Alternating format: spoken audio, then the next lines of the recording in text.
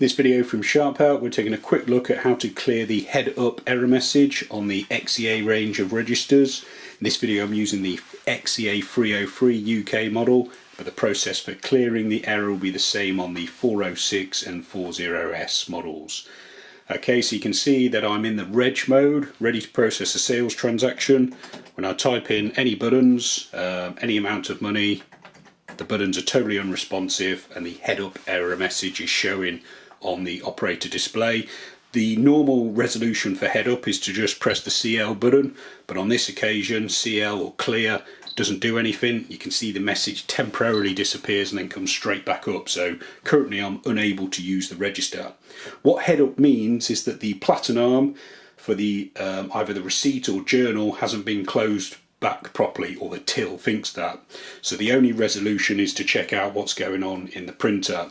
So to do that, lift up the printer cover and you can see here you've got the receipt paper coming out. So I've recently changed the roll, and this platen arm, so there's one here and one there. You can see this one is slightly loose. Yeah, I hope you can see anyway from the video.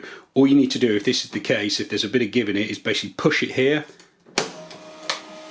and when it clicks back into place, the paper should fire through. The head-up message doesn't automatically go, but if you press CL, it goes.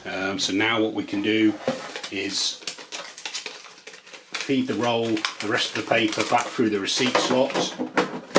If you've got a sale already open, it'll jump you back to the sale, so you'll be able to finish off the sale and cash it off. Obviously, because of what's happened, the receipt's a bit messed up, so your other option would be to do a subtotal void. So if you had a sale halfway through and you wanted to cancel it, you could press subtotal and then the void button. On the 303 it's a slightly different process. Yep, that's it. So that's voided off that transaction. Then you can press clear and then you can re-enter the transaction.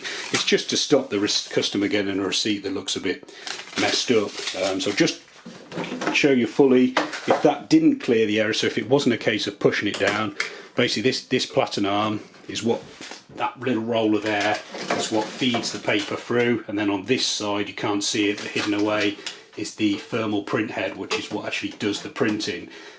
This printer needs to be engaged, or this fully engaged with a roll loaded, for the error not to come up. So yeah, hope that's been helpful and got you out of a tight spot.